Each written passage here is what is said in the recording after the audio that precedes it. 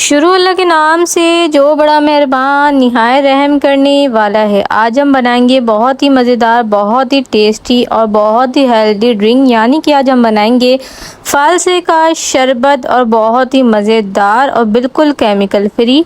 आप बाहर के केमिकल वाले मशरूबात को इस्तेमाल करना छोड़ दें और घर में ही फ्रेश इस तरह से ना जूस निकालें और पिएं। यकीन करें इसके बहुत ही ज़्यादा फ़ायदे हैं।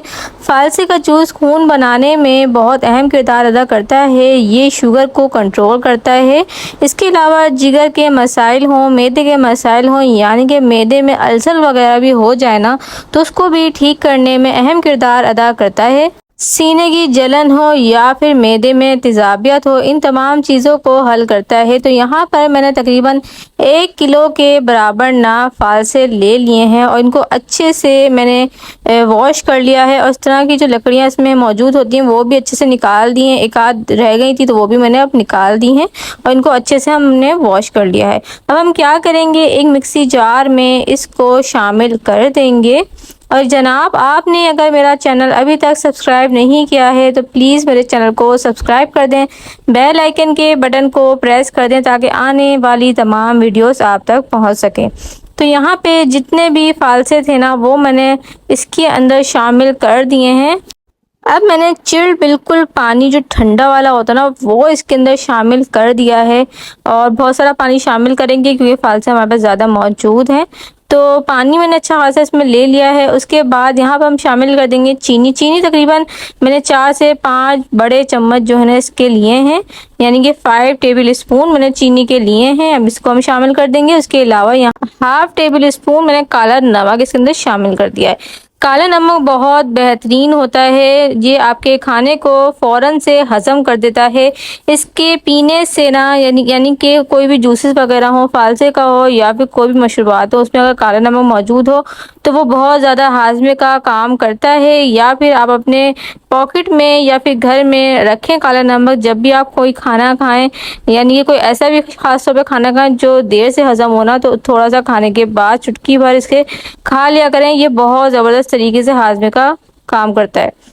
अब यहाँ पर हम एक बाउल में सारा जूस जो है वो निकाल लेंगे। आप देख सकते हैं 2 बाउल में ये आया है क्योंकि ये थोड़ा ज़्यादा मैंने बनाया है। तो अब हम क्या करेंगे, हम एक और बाउल ले लेंगे और उसके ऊपर इस तरह की जो छन्नी होती है ना, जो चावल छानने वाली छन्नी होती है, वो हम ले लेंगे या आपके पास जो भी छन्नी मौजूद है वो ले लें। अब इसके अंदर थोड़ा थोड़ा करके हम पल्प डालेंगे फालसे का और इसे अच्छे से ना स्पून से इस तरीके से मिक्स करेंगे। जितना भी जूस होगा वो खुद ही बाउल में चला जाएगा और एक्स्ट्रा जितना भी होगा ना, ये बीज वगैरह वो ऊपर रह जाएंगे। तो ये मैं इस तरीके से कर रही हूँ, आप भी ऐसे कीजिएगा। फालसे का पल्प थोड़ा गाढ़ा है तो मैं थोड़ा सा ऊपर से पानी इस तरह से डालूंगी ताकि जितना भी इसके अंदर जूस है ना मौजूद वो अच्छे से ना इसमें से अलग हो जाए। तो आप भी ऐसे ही कीजिएगा। तो यहाँ पर जितना भी जूस था वो मैंने अलग कर लिया है, आपके सामने है। फालसे का जूस बनकर तैयार हो चुका है। आपको इसमें और कोई एक्स्ट्रा चीज़ डालने की ज़रूरत नहीं है। हाँ, अगर आप चाहते हैं कि इसकी शेल्फ लाइफ बढ़ जाए तो इसमें थोड़ा सा लेमन जूस आप ऐड कर दीजिएगा। अदरवाइज़ इसे अगर आपको उसी वक्त पीना है तो बस आप इसे निकालें और सर्व करें। तो बस यहाँ पर जो है ना मैं खूबसूरत सा गिलास ले लूँगी, इसके अंदर हम सर्व करेंगे।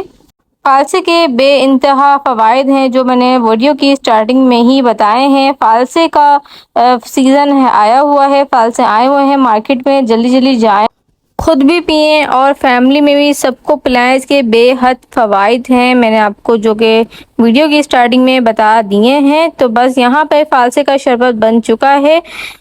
अब इसमें हम थोड़ी बहुत ना आइस क्यूब्स ऐड कर देंगे। यकीन करें आइस क्यूब डालने के बाद ना इसका टेस्ट और भी ज़्यादा मज़े का हो जाता है क्योंकि ये बहुत ज़्यादा ठंडा ठंडा होता है और ठंडा ठंडा ये शरबत बहुत ही ज़्यादा मज़े का और टेस्टी लगता है। आपको रेसिपी अच्छी लगी हो ना तो जनाब चैनल को सब्सक्राइब कर दीजिएगा, बेल आइकन के बटन को प्रेस कर देगा ताकि आने वाली तमाम वीडियोस आप तक पहुँच सकें।